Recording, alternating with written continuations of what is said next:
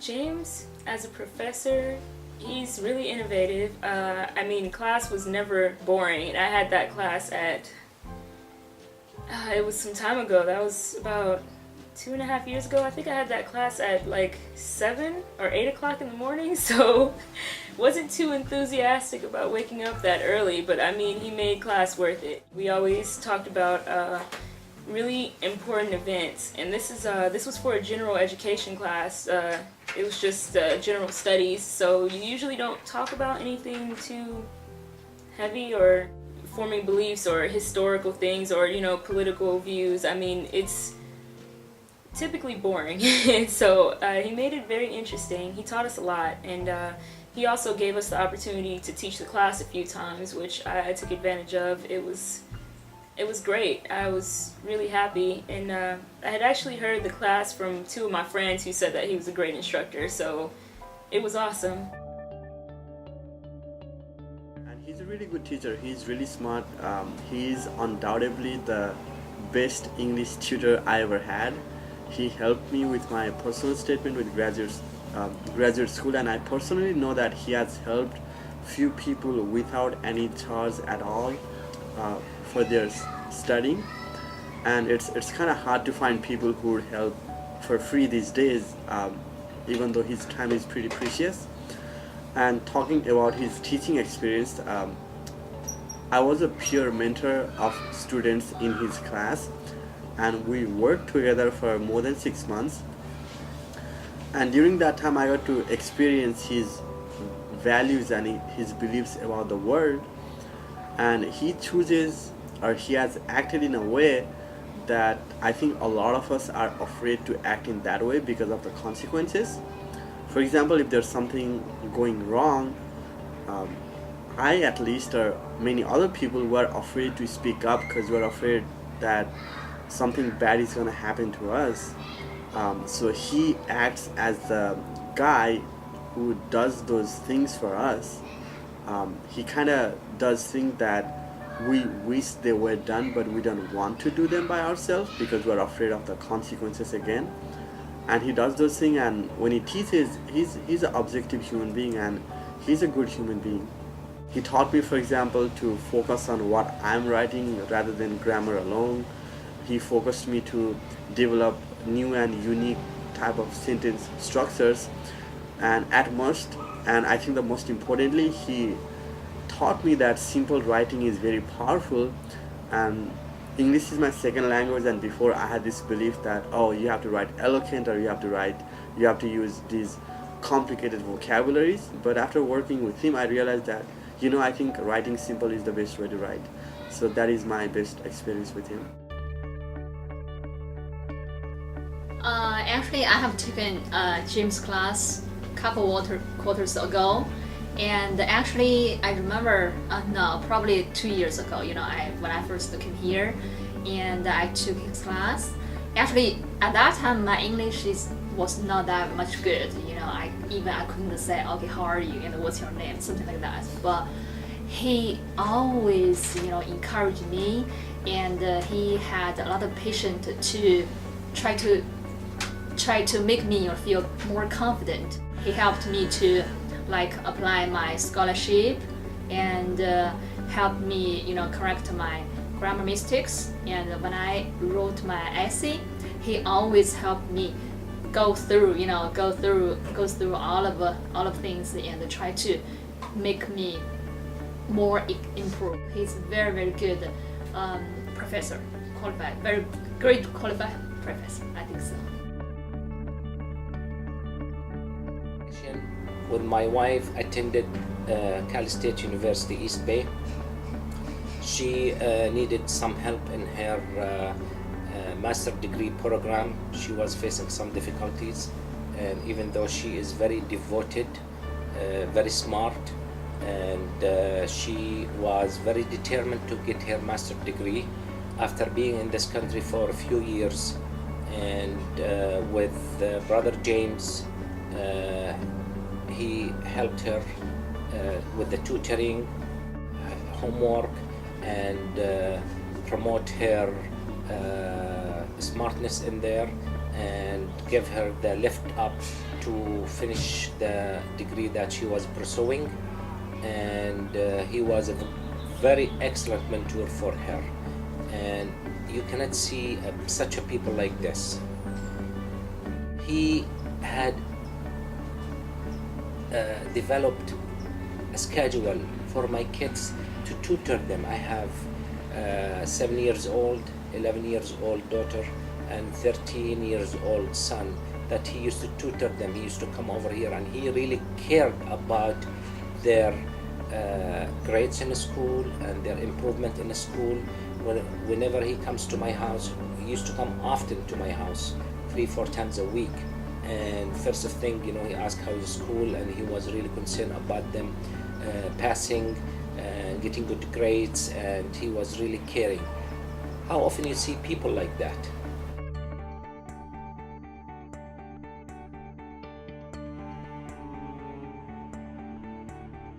So some of his qualities, put a doctorate in front of him, put a master's, put a 5-year-old elementary school, first grade level, put anybody in front of him, he can relate to you at any level, understand you, understand your culture, your religion. He respects everything. So if you say to him last minute, I can't come and meet you for you to edit my paper, or I can't afford for this session, it's like, don't worry about it. Come another day, I'll make time for you. Even if he has a tight schedule himself, somehow he'll find a way. He has a huge heart. And then when it comes to affordability, I've seen people come up to him and say, I can't afford to pay. Don't worry about it. He'll put 50 hours for free. It's his heart. He wants people to learn. He wants people to grow. He believes in just you as a person and educating the world.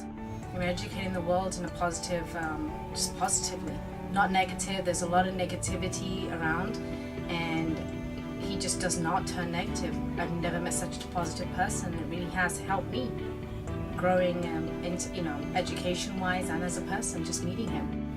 Great pleasure having him in my life. I would say one of the best quality he has is that he's sacrificing. I think a lot of us, the way we live our life is we think about ourselves, we think about our happiness, we think about what we are going to do, but we don't have enough time, energy to step outside thinking about us and think about other people, and he does that. For example, he participates in movements and put himself at physical and economic risk doing these activities that are detrimental to him, but it helps other people.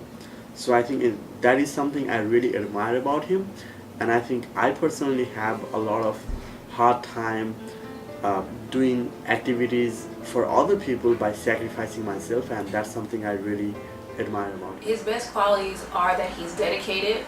He's not self-centered. He believes in what's right and what's just for himself and everyone else in society, and he definitely stands up for what he believes in, and that's one of the great qualities that he has.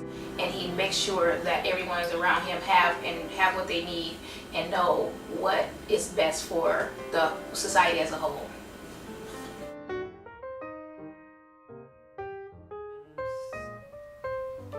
Yeah, when he teach class, he always do it seriously. And after class, he will smile and play with he just when he have a fun, when we have a fun time, looks like not professor, it's just our friends. But when he work or teach something, it's a difference. I like this guy. Yeah. I think as a person, he's very passionate, very kind, friendly, and he's also very helpful. He always try to give people more as he can, and he tries to make people feel much better. With themselves. So he always try his best to help other people. So I think as a person, he's great. As a professor, like I told you, just now, he's really, really professional, and because before even he taught us the GE class for most of students, probably GCAS is not that much important, right? But he prepared a lot and tried to make the class very richful. Try to make people feel, oh, GE class is very important. Like if you know your world view and your value, so you will be you will get much better in the future. We met James. I like to call him Brother James because he's really a true brother that I have not seen a human being such devoted, such a giving person, white-hearted, honest. He likes to give, he does not like to receive. Where most people in these days, they like to receive more than they give. And he's the opposite of that. And I can honestly say if we have quite few people like that in this world wouldn't be as sick as what it is right now. And he's one of a kind that to have around such a person like this. And it's my pleasure to have such a friend like that I can learn from, because he is excellent teacher. And I know he gave so many hours and so many times from his life to others to improve their lives. How often you see that? Not very often.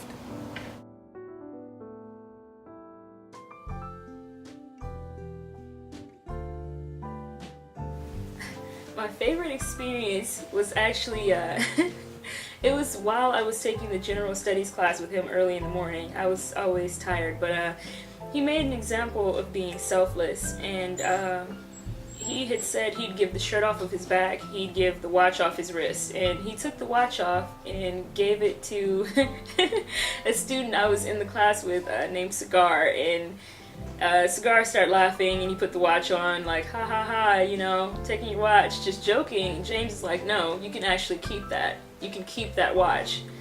And I mean, that was mind-blowing because I thought it, you know, was just kind of a statement, you know, but he actually let him keep the watch. And I would see Cigar around campus and wave at him, and he would have this watch on, and it was kind of big, you know. So, I mean, it was just a crazy experience. It was really breathtaking, you know. He was so giving and so sincere about giving. That really just made a big change in my life. That was a great experience. I remember when I wrote one essay actually around 1 year ago, and it was like 11 o'clock actually at night. But the next day I had to turn in my essay. But I don't know who was gonna help me at that time because it's too late and kind of in the last minute. But I really need somebody helped me to correct my mistakes. And then I called James. James, he didn't say anything. He didn't say, oh, it's too late for me or something like that. He just came. And then we went to the Starbucks, and he stayed with me like 1 or 2 hours, and one sentence by one sentence, helped me correct it. I feel so great. I'm so grateful to have this kind of a professor like him. Well, okay, I guess a story I have, I don't know if we should tell this one, but he invited me over to his house for a party, and we were all playing ping pong, I guess table tennis, and he was just having such a good time, and he was hitting the ball all over the place, and he did something or said something to one of his friends that was so funny. It was I couldn't even play no more. It was just that funny. Like, we were just having such a good time playing ping pong at his house.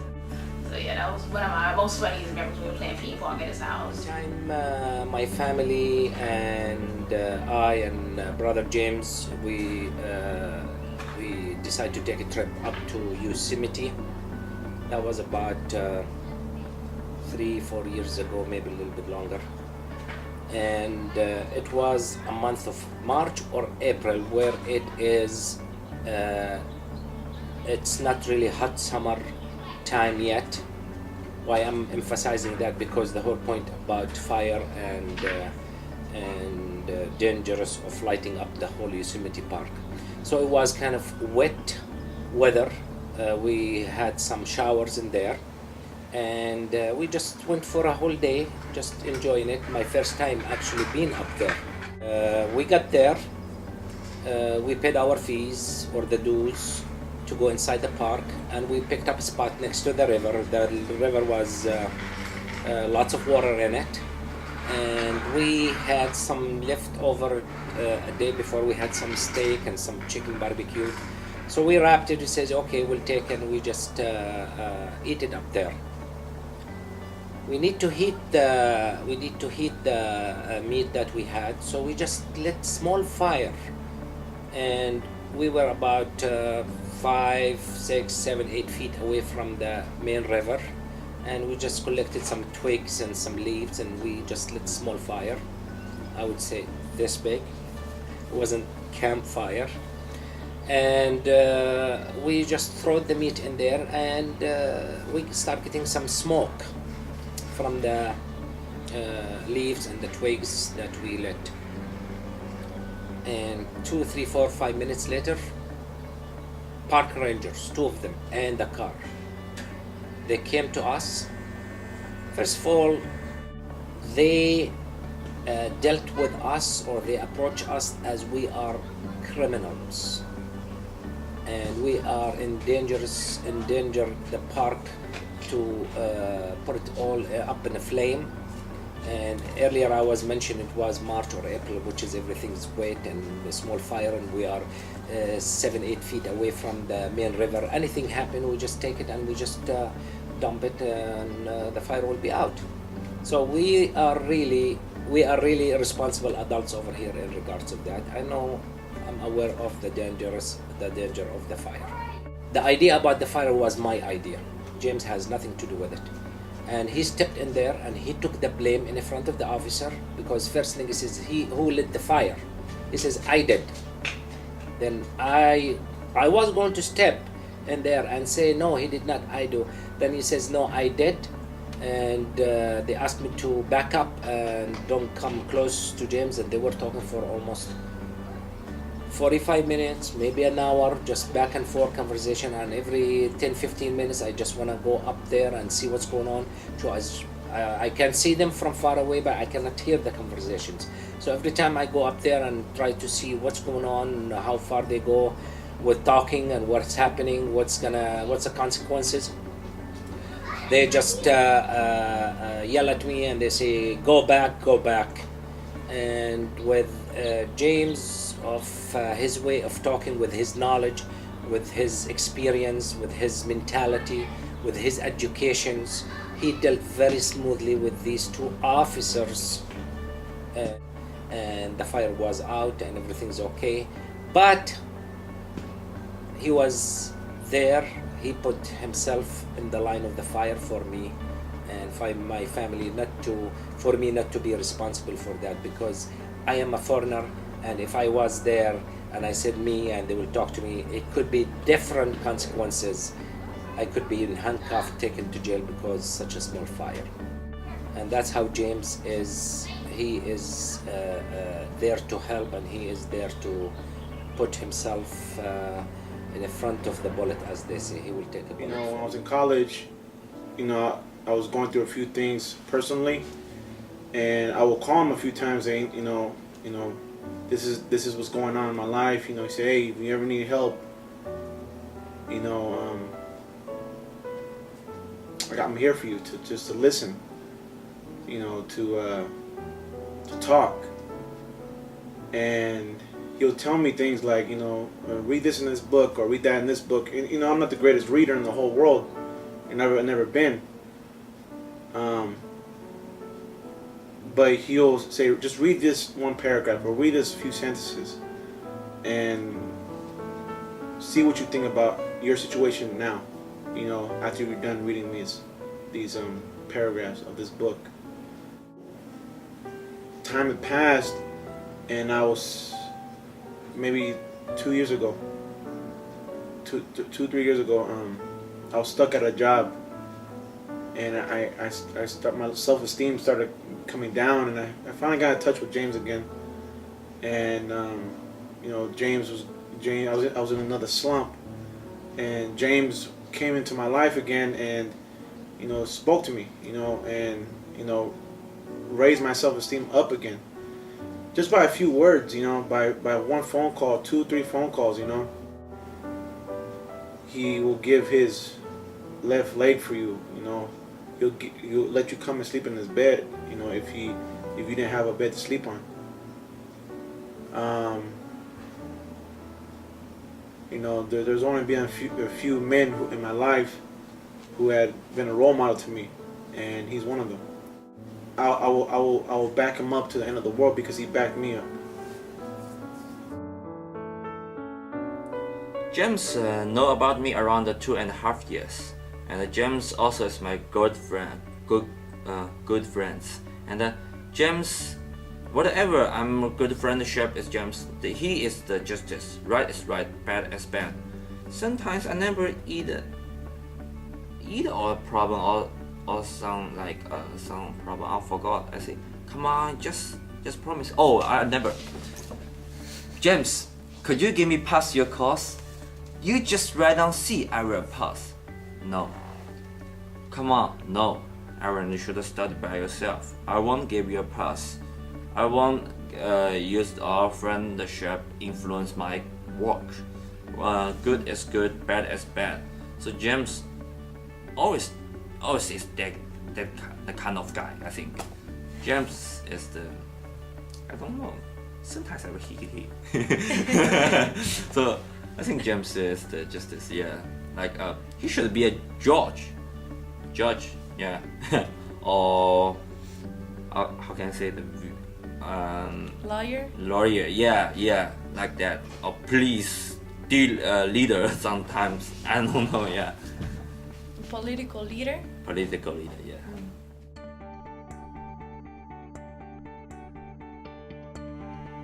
I will say his attitude.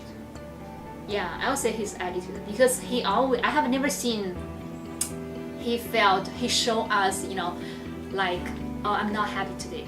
He always show me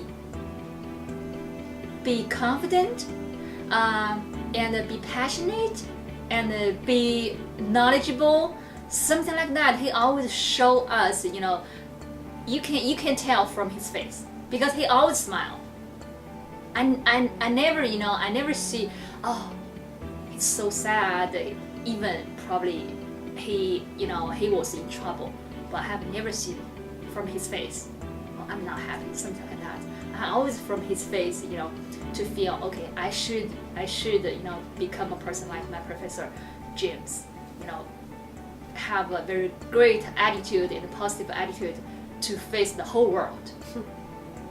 He enlightened me in regards of the history, the true history that we have learned in the school or in the books sometimes, that they don't tell you the full truth. So he enlightened me in regards of that, and he showed me the truth about really the world history, and especially the history in the United States, about how United States become United States. I can say Mr. Cosner has really showed me a lot. He's really taught me about the different types of people there are. You know, there's a lot of negativity in the world being promoted, and to find someone who's so positive and so giving, it really opened my eyes. Like, there are still good people here. There are a lot of good things here. There's a lot that we can do just by building our community and becoming closer, you know, by his selflessness and the ease it is, you know, how easy it is for him to just give to others. You know, it taught me about good karma, definitely, but it taught me a lot about helping others. I mean, he's just made me a more caring and more trusting person. He's influenced my worldview in a fundamental way, because he's somebody who goes above and beyond. Like, he did the thing with Cesar Chavez, and he is inviting people into his home to tell them about police brutality, and, you know, having an opener mind, you know, when it comes to injustice in the community, and not just being one-sided and seeing it one way. he's definitely able to allow me to see it more in a more worldly way now. When I see the poor people use the, I don't know, the bread or tips, he said, "Oh, I'm alone. I'm homeless. I need help." Actually, before the jam, when I know the jams, I never give them the money. I never, because I will see this guy will. Yeah, like that. Well, but when I meet James, he say, sometimes you will find a hard view, and I know sometimes life is difficult, and everybody get a different style. But when you live in the society, you help me, I help you, we help each other. Sometimes $1, $2 will change people's life. Maybe it's not guaranteed, but when you give their hand, they will remember you, and in the future you will get the good things and the good luck always with you. He just told me. So when I drive the highway 80 or something, they see the poor guy. When I have $2 or $5, I will give it to you. So he told me, when you see the people need help, just give their hand. Even when he was telling me about political views and everything like that, world view and how things are going around the world, I never been that big a person on like politics and everything, and how this is happening, how that's happening. And when he came into my life, I think I was 18 years old. Right now I'm 27. It's almost been 10 years since I know him. Next year will be 10 years. And him sharing his knowledge about that stuff out at first was like, I'm not into that type of stuff. And then slowly I got interested into it. Now that I'm engaged, I fell in love with a person who thinks just like him, and she tries to input little things like, you gotta open up your eyes. My dad always told me, you're not just looking through these little binoculars.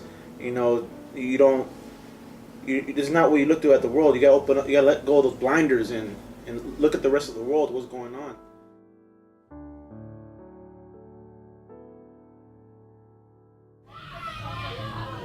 I don't even know how to sum James up in one word, but I have a whole bunch of words which I've mentioned during this interview. Just big heart, passionate, very driven, very people-oriented, love. I don't have words enough to express what James is like and how he's helped me in my education. I don't think I personally would, honestly, my degree would have been a lot tougher. The circumstances, my life changes that I was going through while I was trying to obtain this degree, my personal dilemmas that I had. Without him, gosh, I can add 2 more years to my degree. It would have taken me 2 more years. So he helped a lot, just by sitting down with me. He didn't even have to say anything. His support, his energy, his positive energy that he reflected through his words, through his just presence, helped me, and I'm thankful for that. I went to law school in 2009, and I stayed in law school for about 4 years, and I graduated in May of 2013 with a JD, and I took the February 2014 bar, and the bar results come out on Friday, May 16th, so I hope I passed. James, you're definitely someone who fights for what he believes in, and I want you to keep on fighting no matter what. Keep up the good fight, and we need more people like you. Thank you. James, you're a very, very, very, very influential person. You're very strong. You're very, you're excellent in every way you could think of, man.